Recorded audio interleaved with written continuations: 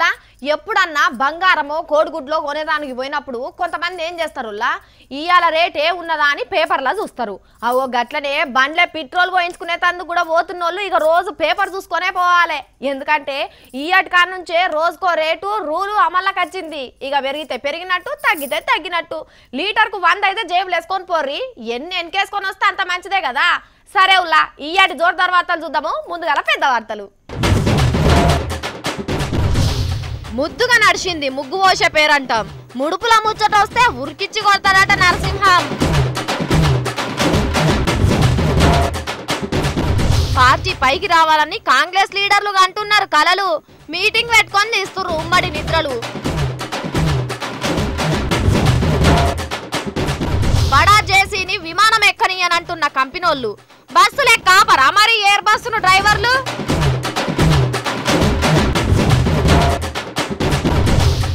అమెరికాలో ఎరైటీ యోగాభ్యాసం మేకతోటి దొక్కించుకుంటున్న జనం. నకిలీ విత్తనాలు అమ్మేటోళ్లను పాతరేస్తానంటున్న మంగ్లీ. నకిలీ విత్తనాలు అమ్ముకున్నోళ్లను తన్నుకుంటా టౌన్ కు తీసుకురమ్మన్నాడే. డబుల్ బెడ్రూము అని మస్తుగానే చెప్పిర్రు. ఏడవాయ సర్కారు ఏడగడుతున్నదయ్యా, ఈడ్చిపెట్టినట్టున్నది. మళ్ళా ఎలక్షన్ల ముంగటేసుకునేటట్టున్నది అని అంటున్నారు కదా ప్రతిపక్షాలు. అబ్బో వాళ్ళని వీళ్ళని పట్టించుకోకుండా సర్కార్ పని సర్కారు చేసుకుంటా పోతాంది. హైదరాబాద్ లో కొన్ని దిక్కుల ఇయాల సర్కార్ కట్టబోయే డబుల్ బెడ్రూమ్ ఇండ్లకు పునాది పూజ చేసిండ్రు. అవో ముందుగాల బీజేపీ లక్ష్మణ ఇలాకా బంజారాల తండాల హోంమంత్రి నాయని నరసన్నం తీసుకొని కేటీఆర్ సార్ వచ్చిండు. అగో పెద్దోనివి నువ్వే ముందుగాల బొట్టు పెట్టుకోవే నరసన్న అంటే నువ్వే పెట్టుకోవని ముంగడికి పిలిచిండ్రు. అటెంకా అయ్యగారు చెప్పిన తీరు పూజలు చేసిండ్రు పునాది లోపలికి దిగి. అన్నట్టు ఈ డబుల్ బెడ్రూమ్ ఇండ్లు అంటే ఉత్త పేదోళ్ళ ఇండ్లు అనుకునేరు ఏకంగా కార్లు పార్కింగ్ పెట్టుకునేటట్టు కడుతున్నారట కొత్త బంగ్లాలు. మీకు లేకపోవచ్చు కానీ మీ పిల్లలు ఎవరైనా చదువుకొని ఇంజనీర్లు అయ్యి డాక్టర్లు అయ్యి ఇంకేదైనప్పుడు వాళ్ళకు కూడా కారు ఉంటే పార్కింగ్ కూడా అవసరం. సో పార్కింగ్ కూడా ప్రొవైడ్ చేస్తున్నాం. అట్లాగే మీకు ఇప్పుడు పైకి పోతున్నప్పుడు లిఫ్ట్ అవసరం. అబ్బరా నాయన ఇన్నరా మున్సిపాలిటీ పెద్ద సారు జనార్దన్ రెడ్డి సార్ ఏం చెప్తున్నాడు. ఇక బంజారా హిల్స్ బంగ్లాలు దేనికి కొరగావు కావచ్చు పోన్రి. ఈ రోజు లంబడి తండ ఇది బొంబాయి తండ కాబోతుంది. బొంబాయిలో ఎట్లయితే 9 అంతస్తులు 10 అంతస్తుల బిల్డింగ్ ఉంటుందో బాగలింగం పిల్లల లంబడి తండలో కూడా అంత అంతస్తులు వస్తాయి. కింద పార్కింగ్ ఉంటుంది, తర్వాత షాపింగ్ ఉంటుంది, తర్వాత మీరంతా మీదికి లిఫ్ట్ ఉంటది. లంబడోళ్ళు అన్నాడు కూడా లిఫ్ట్లలో తిరిగినటువంటి సంఘటన లేదు. బాగలింగం పిల్ల తిరుగుతారు ఈ బిల్డింగ్ కట్టాక. ఇక దీంట్లో ఎవ్వాలన్నా లంచం గించం అన్నారనుకో ఇలా మోసం తగ ఏం జరగదు, న్యాయం జరుగుతుంది. మీ వెంట మేముంటాం. ఎవరు దొరికినా వాడిని పట్టుకొని తంతారు. ఇక్కడ దొంగతనంగా రావు. అగో తంతననంగానే వెనకమర్ర ఎందుకు ఆగబట్టేమో అన్నాడు కేటీఆర్ సారు. మరి ఏమన్నాడో తెలియదు గాని ఇక కేటీఆర్ సార్ మైక్ అందుకొని ఒక్క హైదరాబాద్ మహానగరంలోనే ఈ సంవత్సరంలోనే 1,00,000 ఇళ్లకు నిర్మాణానికి శ్రీకారం చుట్టా ఉన్నాం.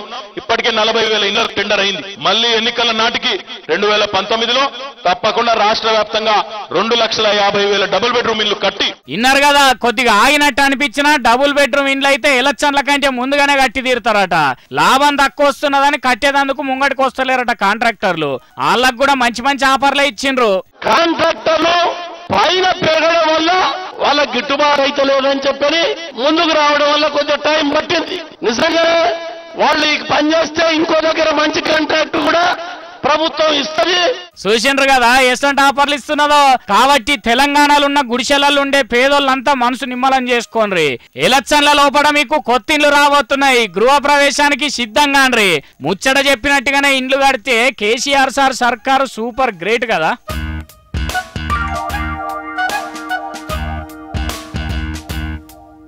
నేను రైతు బిడ్డను అన్నదాతల కష్ట సుఖాలు తెలిసిన లీడర్ని అని బొచ్చలు జరుచుకొని మాట్లాడతారు కదా లీడర్లు. మరి మాట్లాడినట్టే పనులు చేస్తారా అని నేను అడుగుతున్నా. ఏందుల్లా వెనక ముందు చేస్తున్నారు చెప్పుండ్రి. ఎక్కడే చేస్తారు, అంతమందమే చెప్తారు కానీ అన్నట్టు చేస్తారా అని అంటున్నారు కదా. కానీ ఓ లీడర్ సాబుని చూడుర్రి ఆఫీసర్లను పట్టుకొని ఏమంటున్నాడో.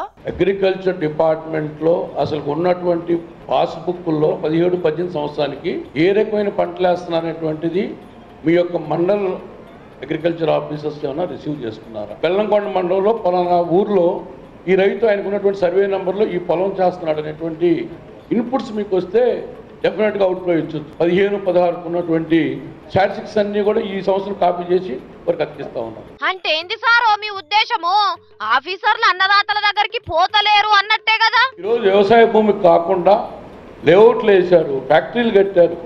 ఎక్కడ ల్యాండ్ కన్వర్షన్ అయ్యేదానికి ఓ పక్కా రూపకల్పన లేకపోవడం వల్ల అగ్రికల్చర్ ల్యాండ్ అగ్రికల్చర్గా ఉందా, అగ్రికల్చర్ ల్యాండ్ వేరేగా మార్పిడి జరిగింది అనే దాని మీద కూడా నాకు స్టాటిస్టిక్స్ అందట్లేదు. దానివల్ల లేఅవుటేషన్ ల్యాండ్స్ కూడా సబ్సిడీ ఇన్పుట్ తీసుకుంటాం. వాజివే సారు, ఇట్లయితే సర్కార్ సొమ్ము వేస్ట్ అయినట్టే.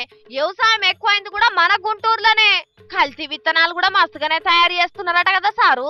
నకిలీ విత్తనాలు పట్టుకున్నాం కానీ ఒక్కడు జైలుకు పోయినోడు లేడు. విత్తనాలు తయారు చేసినోడు ఓరికి పట్టుకోవడం, పేపర్ల ఫోటోలు వేసుకోవడం. అరే ఏంది సారు, అధికార పార్టీలు ఉండి గట్లగరం కాబట్టి మెల్లగా మాట్లాడుండ్రి. పక్క పొంటే మంత్రి సార్ ఉన్నాడు, ఊకోండ్రి. ఈసారి పట్టుకున్నోడు నకిలీ విత్తనాలు కానీ నకిలీ యూరియా అమ్మినోడు కానీ కంపల్సరీగా ఓట్లు లెక్క పెట్టే పరిస్థితిని చట్టాలను మార్చుకోవాల్సిన బాధ్యత కూడా నా మీద చెప్పి. కానీ ఇదే మీటింగ్ లో వ్యవసాయ మంత్రి ఏం చెప్పిండో ఈ నుండి ధనిక రాష్ట్రం అని చెప్పుకునే తెలంగాణ కంటే, మహారాష్ట్ర కంటే, మధ్యప్రదేశ్ కంటే, గుజరాత్ కంటే ఈరోజు రైతుల కోసం వ్యవసాయ శాఖలో చంద్రబాబు నాయుడు గారి ప్రభుత్వం, ఈ రాష్ట్ర ప్రభుత్వం అమలు చేసేనన్ని కార్యక్రమాలు పెట్టేంత ఖర్చు ఇంకే రాష్ట్రంలో పెట్టడం లేదు అని చెప్పి కంపారిటివ్లీ ఆంధ్రప్రదేశ్ ముందుంది అని చెప్పేదానికి నేను ఏ డిబేట్కైనా సిద్ధంగా ఉన్నానని చెప్పేసి మీకు తెలియజేస్తున్నా. అయ్యా పెద్ద సారు, మోదుగుల సార్ చెప్పింది మీరు అడిగిన దానికంటే ఎక్కువనే అన్నదాతలకు చేస్తున్నారని చెప్పిండు. కానీ దాంతోని రైతులకు ఏం ఫాయిదా అయితలేదు అంటున్నాడు. జరంతా మీ ఎమ్మెల్యే సార్ బాధను, రైతుల అవసరాలను పట్టించుకోండి సారు. వానాకాలం రానే వచ్చింది, అంత చేసినాము ఇంత చేసినాము అని చెప్పకుండా రైతుకు మంచి జరిగితే అదే 10,000 సారు. ఉరుముకు కోపం వచ్చిన నడిచే పిడుగు జేసీ దివాకర్ రెడ్డి సారు. పూనకం వచ్చినా తట్టుకునుడు మానవ మాతృల తరం కాదు. చంద్రాల్ సార్నే ఎదిరించి మాట్లాడతాడు. ఇక ఈ ఉరుములు మెరుపు పిడుగులు ఓ లెక్కనా? ఎదురుగా ఎవ్వరు నిలబడ్డా సారు కోపాగ్నిలా మాడి మసి కావాల్సిందే. మరి జేసీ దివాకర్ రెడ్డి సార్ అంటే ఏమనుకుంటున్నారు? సారు నిన్న విశాఖపట్నంలో ఎయిర్పోర్ట్ కాడ చూడురి ఏ తీర్ల సిగమూగిండో.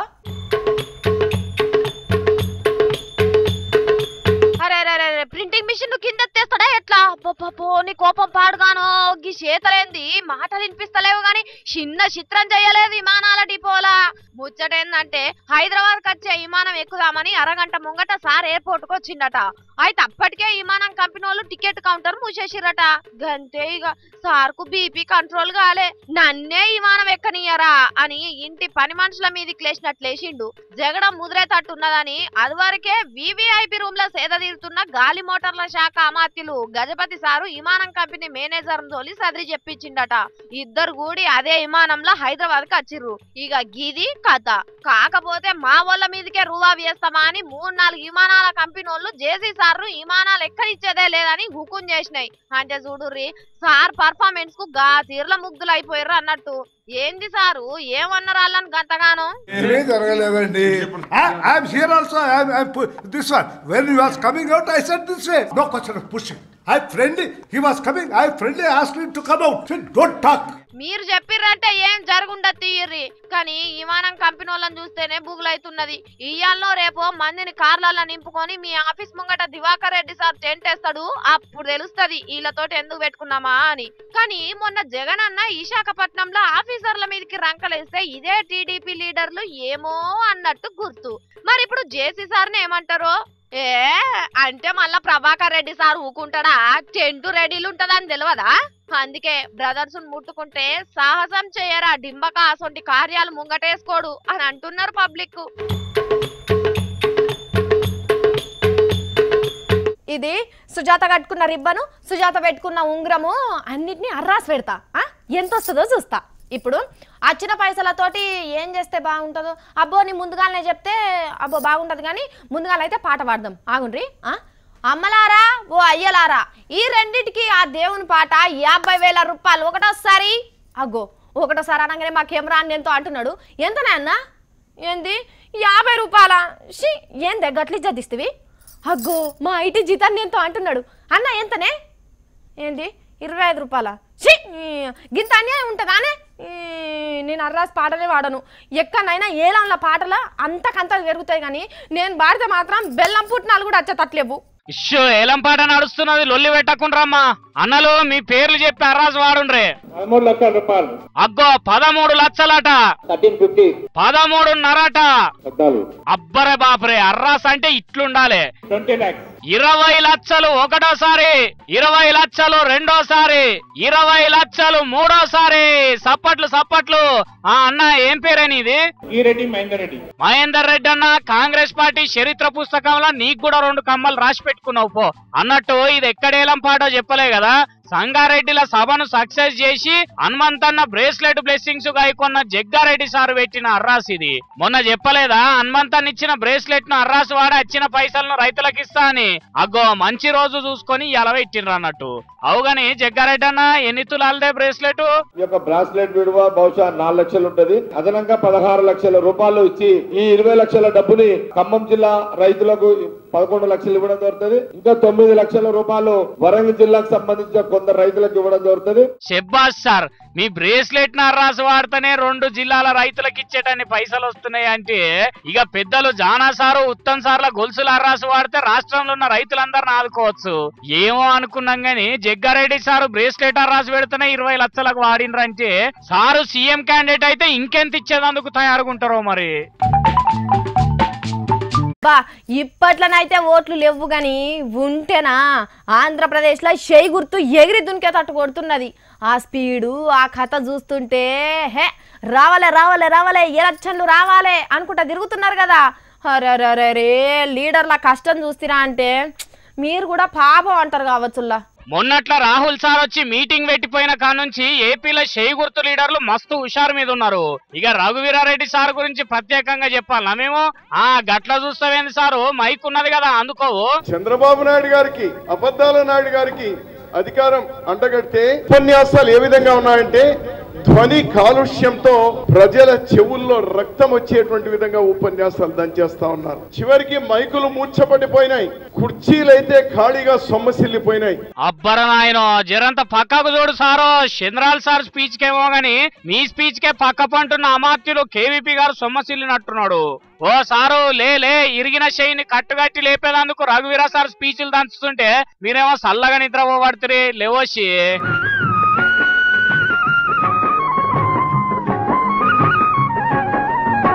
అరే నీకు కాదా సారు చెప్పేది? పండుకున్న పార్టీని లేపుదామని మీటింగ్ పెట్టుకుంటే నువ్వేమో నలుగురు ముంగట నవ్వులపాలయ్యే కథ చేయబడుతుంది. లే సారు లే, మీ మంచికే చెప్తున్నాము లే. రాహుల్ సారేమో పార్టీని పైకి తెచ్చేందుకు పార్లమెంట్ లోనే నిద్రపోతాడు, నువ్వేమో విలేకరుల సమావేశంలో నిద్రపోతావు అంటే అన్నారంటారు గాని మీరేమన్నాక పార్టీ ఏడలేస్తారు సారు. మీరు లేచి పార్టీని లేపాలే. లేవుండ్రి మత్తు వదలరా నిద్ర మత్తు వదలరా, మత్తు వదలరా నిద్ర మత్తు వదలరా. ఆ మత్తులోన పడితే గమ్మత్తుగా చిత్తవుదురా. మత్తు వదలరా నిద్ర మత్తు వదలరా. తెలంగాణలో భూకుంభకోణం అని ప్రతిపక్షాలు ఎవలయ్యా చెప్పేది? అంత ఉత్తముచ్చట్నే, 1 ఇంచు కూడా భూమి పోలేదని అధికార పక్షం మాట్లాడుకుంటున్నాయి కదా. లెక్కకైతే గిసోంటి ముచ్చట వచ్చినప్పుడు ప్రతిపక్షాలు రెచ్చిపోతాయి, ముఖ్యమంత్రో రాజీనామా చేయాలి, ప్రభుత్వం దిగిపోవాలి అని లొల్లు నడుస్తాయి. అధికార పార్టీతోని ప్రతిపక్షం సై అంటే సై అంటాయి. అదేం చిత్రమోనుల్లా, సర్కార్ మీద కొట్లాడు పోయి ప్రతిపక్షంలో ప్రతిపక్ష పోలే కొట్లాడుకునే కాడికి వచ్చింది ఎవ్వరము. సర్కారు భూముల కుంభకోణాన్ని మూలకేస్తున్నదని మైకుల ముంగట మాట్లాడిండ్రు కదా కాంగ్రెస్ పార్టీ లీడర్లు అంటే కొందరే అనుకోకుండ్రి. జానా సార్ ఏడున్నాడో గాని ఉత్తమ్ సార్ కొంతమందిని తీసుకొని గవర్నర్ సార్ ను కలిసి కంప్లైంట్ ఇద్దామని వచ్చిండ్రు. వచ్చినోళ్ళు వచ్చిండ్రు, కలిసి చెప్పినాం ఇక్కడ న్యాయం కాకపోతే ఢిల్లీకి పోయి కొట్లాడతాం అన్నారు. కానీ కిచ్చన్న గారి లక్ష్మారెడ్డి సార్ మాత్రం ఏమన్నాడో ఈనుండ్రి. బాధాకరమైన విషయం, మా మాజీ పిసిసి ప్రెసిడెంట్లు ఇద్దరు భూ కుంభకోణాలలో ఇరుక్కోవటం. అందుకే మా పార్టీల నుంచి మేము తరిమేసినామని మేము భావిస్తున్నాం. ఆ కేసీఆర్ గారు ఈ దొంగలను ఎందుకు నింపుకున్నారో అని కూడా మేము ప్రశ్నిస్తున్నాం. వాళ్ళిద్దరిని కూడా ఈ కుంభకోణాలలో సిబిఐ ఎంక్వైరీలో పెట్టాలని. అంటే గదే కేకేసార్ డిఎస్ఆర్ల మీద బదనాములు వస్తున్నాయి కదా, వాళ్ళు ఓవుడు కాదు ఎల్లగొట్టినట్టే అయిందనిపిస్తున్నదట. అంత మంచిదే గాని మీ కాంగ్రెస్ పార్టీలో కూడా కొంతమందికి పొత్తున్నదట కదా అవతల పార్టీలో అంటున్నారు. అవతల పార్టీ వాళ్ళు అంటున్నారు మా కాంగ్రెస్ లో కూడా కొంతమంది ఈ భూ కుంభకోణాలలో ఉన్నారని. వెనుకకి ఎవరెవరు జరుగుతున్నారో వాళ్ళు భూ కుంభకోణాలలో ఉన్నారో ఏమని మాకు కూడా అనుమానం వస్తుంది. అబ్బర నాయన చూసిండ్రా, కాంగ్రెస్ పార్టీ లీడర్ల మీద కాంగ్రెస్ వాళ్ళకే అనుమానాలు కలుగుతున్నాయట. అయ్యో మరి ఇప్పుడు ఏం చేయబోతున్నారయ్యా? కనుక లీడర్లకు అందరికి మేము తెలియజేస్తున్నా, ఈ కుంభకోణాన్ని వదిలేసామా మన కాంగ్రెస్ కూడా ఎవడు ప్రజలు కూడా మనల్ని గుర్తించలేని పరిస్థితి వస్తుంది.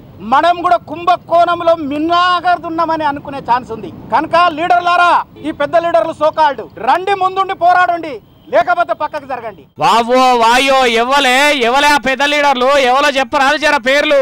నాకు పేర్లు అవసరం లేదు.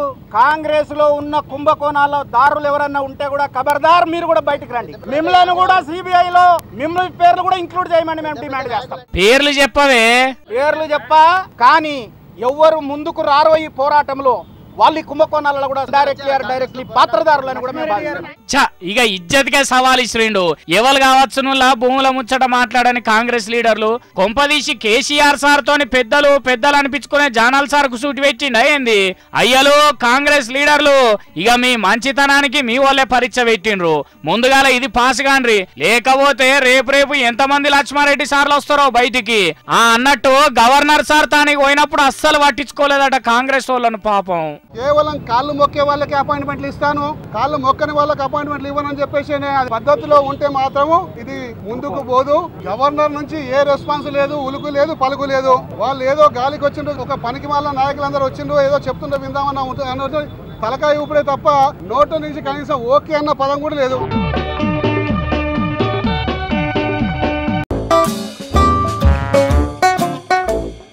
వానలేమో చూస్తుంటా పొట్టు పడుతున్నాయి. ఊర్లో పొట్టు వ్యవసాయం పనులు ఎట్లున్నాయో చూసుకొని రమ్మని దొల్లమ్మ మంగ్లిని.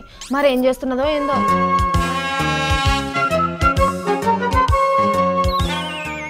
రైతుల వార్తలు లేపోవే అంటే గిదే రైతు అయినట్టు మంగళమ్మ. ఓయమ్మో, ఒడ్డు మీద గడ్డి కోసి తందుకు పోతున్నావా? ఏమన్నా పీకలు కోసి తందుకు పోతున్నావానే? ఈ కొడవలకి గడ్డి కోసుడు కూడా తెలుసు, రైతుల మోసం చేసిన పీక కోసుడు కూడా తెలుసే. ఏందే చంద్రాల్ సార్, కేసీఆర్ సార్ ఏలువడిలో కూడా రైతులను మోసం చేసే మొనగాడు ఉన్నాడా? సార్లు మొనగాళ్ళని మోసం చేసేటోళ్లకు తెలవనట్టున్నదే. లేదు, ఎవరిని మోసం చేసినా ఊకుంటారు కానీ రైతులను మోసం చేస్తే మాత్రం అస్సలకే ఊకోరు సీఎం సార్. అందుకే చెల్లె పోషారం సారు నా చేతుల్లో బృహత్తరమైన కార్యం పెట్టిండు. ఏంటిది అది? నకిలీ విత్తనాలు అమ్ముకున్నోళ్లను తన్నుకుంటా టౌన్ కు తీసుకురమ్మన్నాడే. ఓ పిసదానా, కొంపదీసి గట్లగిన చేసేవే. వాళ్ళనేమో గాని చట్టాన్ని చేతిలో తీసుకున్నామని ఉల్టా నీ బొక్కలే ఇరుస్తారు. మరి నకిలీ విత్తనాల నుంచి రైతులను కాపాడేటోళ్లే లేరా? అయినా ఇత్తన భాండాగారం అని ప్రకటించినాక కూడా ఇంకా నకిలీ ఇత్తనాలు ఏడున్నాయే.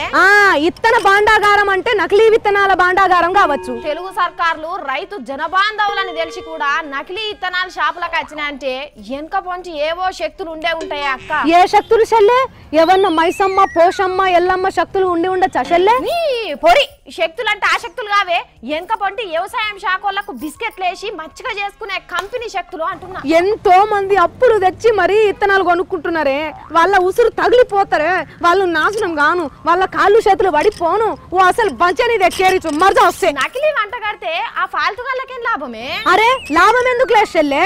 పంట చెట్లు ఏపుగా పెరిగి హరితహారం జన్మభూమి కార్యానికి పనికొస్తాయి కదా. ఓ అంటే కాత కాయదు గాని పచ్చగా మేలు చేస్తుంది అంటావు. సూపరే. మరి అంతే కదా, అవిటితో ఉన్న ఏకైక లాభం కొలిస్తే నారాయణ, లేకుంటే శివ శివ శివ శివ శివ శివ. అయినా వ్యవసాయం శాఖ ఆఫీసర్లకు తెలవకుండా డీలర్లకు కుమ్మక్కు కాకుండా నకిలీ ఇత్తనాలు మార్కెట్లకు వచ్చే అవకాశం ఉన్నదా అనే అక్క? ఓ బిత్తిర్దానా, చెయ్యి దడిపితే ఏదైనా సాధ్యమేనే ఈ దేశంలో. కాకపోతే దొరికినోడే దొంగ గంతే. ఓ అక్క, సర్కారే దగ్గరుండి ఇత్తనాలు ఇప్పియచ్చు కదనే, ఈ దళారిగాళ్ళ పాలు కాకుండా. ఏందే దళారుగాళ్ళు మనుషులు గారా? వాళ్ళు మన బిడ్డలు గారా? ఏ వాళ్ళు బతకద్దా? రైతుల పొట్టలు కొడితేనేనే పాపం వాళ్ళ పొట్టలు నిండేది. మరి సర్కారు ఇత్తనాలు చక్కటి సప్లై చేయక రైతులకు ఏ ఇత్తనం మంచిదో చెప్పక ఏముద్దరిద్దామనే? అంటే ఇప్పుడు చచ్చిపోయినాక ₹1,00,000 ఎక్స్గ్రేసియా ఇచ్చింది మా సర్కారే అని పేపర్ కి ఇవ్వాలి కదా పోటవదిగి. అందుకే కరెక్టే కదా, మర్చిపోయినా నేను. ఎప్పుడైనా ఎక్కడైనా ముచ్చట చెప్పే పటేలు బిచ్చం పెట్టడన్నట్టు కరెక్ట్ ఇత్తనం ఉన్నప్పుడే ఇనవడాళ్లకు. ఏం పంట ఎప్పుడేయాలే మంచిగా చెప్పిండు పోషారం సార్ గాని ఏ పంటకి ఇంత రేట్ ఇస్తారో ఇప్పుడే చెప్తే పంచుకుంటే. వాళ్ళు ఏమన్నా కంపెనీలు పెట్టి అగ్వ ధరలకు వస్తువులు ఏమన్నా ఇచ్చేటోళ్ళ? వాళ్ళు ఎందుకు ముందుగానే పెడతారు ధరలు? గట్ల చెప్పక నేనే నీరుడు పత్తి పెట్టొద్దని పడావు చేస్తే దానికేమో మంచిగా రేట్ వచ్చింది. 12,000 ఉన్నదని మిర్చి పెడితే నోట్లేమో అన్ను పడ్డది. గిల్లితే గిచ్చుకోవాలి అన్నట్టు మట్టి పడితే మట్టి బుక్కాలే గాని రైతయ్య ఎవరు పుట్టమన్నాడు ఈ దేశంలో? అట్లా అనుకోనే చాలా మంది జీవిడుస్తున్నారే.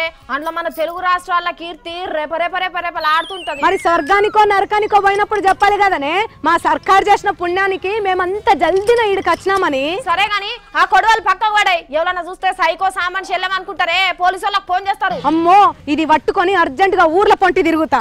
నకిలీ ఇత్తనాలు నకిలీ మందులు రైతులకు అంటగట్టినోళ్లను బొంద పెడతా. కనీసం ఎరువుగానన్న పనికొస్తారు సచ్చినోళ్ళు. దీనికి ఆవేశం వచ్చినా ఆనందం వచ్చినా తట్టుకునుడే కష్టమే ఉన్నది నాయన. ఓయమ్మ తెలంగాణ పల్లె ఈనాడు ఎందుకింత చిన్నవాయే రామ, ఓయమ్మ తెలంగాణ పల్లె ఈనాడు ఎందుకింత చిన్నవాయే రామ. బురద పొలములోన కోటొక్క పాటెత్తి పూట కార్యక్రాలు నాట్లు పెట్టేదమ్మ, పూట కార్యక్రాలు నాట్లు పెట్టేదమ్మ. ఓయమ్మ తెలంగాణ పల్లె ఈనాడు ఎందుకింత చిన్నవాయే రామ. చూసిన రానుల్లా ఊళ్ళో పొంటి గిరికలు కట్టుకొని మరీ తిరుగుతుర్రట నకిలీ ఇత్తనాలు అంటగట్టే దళారిగాళ్ళు. వాళ్ళ మాటలు నమ్మి అగ్గకొస్తున్నాయనో రంగుల కాగితంలు చూపించిర్రానో కొంటిరా అంటే కూట్లేమో అనుభోసుకున్నట్టే. కొంతమంది డీలర్లు కూడా జిద్దు మీద గియ్య కొనుండ్రని అంటగడుతుర్రు కమిషన్ ఎక్కువ వస్తుందని. అందుకే జర ఈసారం చొప్పున కొనుండ్రి. మంచి ఇత్తనం మంచి లాభం వచ్చే పంటనే అయ్యుర్రి. ఆ టెంకిగద్దే ఉందయ్యా. ముద్దుగా నడిచింది ముగ్గు పోసే పేరంటాం. ముడుపుల ముచ్చట వస్తే ఉరికిచ్చి కొడతాడట నరసింహం. పార్టీ పైకి రావాలని కాంగ్రెస్ లీడర్లు అంటున్నారు కలలు. మీటింగ్ పెట్టుకొని తీస్తున్నారు ఉమ్మడి నిద్రలు. బడా జేసీని విమానం ఎక్కని అని అంటున్న కంపెనోళ్ళు బస్సులు ఎక్కాపరా మరి ఎయిర్ బస్సును డ్రైవర్లు.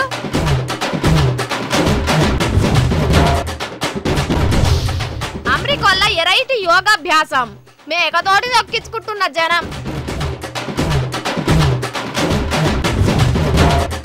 నకిలీ విత్తనాలు అమ్మేటోళ్లను పాతరేస్తానంటున్న మంగ్లీ. నకిలీ విత్తనాలు అమ్ముకున్నోళ్లను తన్నుకుంటా టౌన్ కు తీసుకురమ్మన్నాడే. గివుల్లా ఇవాళ నేను పట్టుకొచ్చిన జోర్దార్ వార్తలు. మళ్ళీ రేపటి వార్తలు కలుసుకుందాము. జోకుడు వార్తలు కావి, జోర్దార్ వార్తలు చూసుకుంటూనే ఉండురి హెచ్ఎం టీవీ.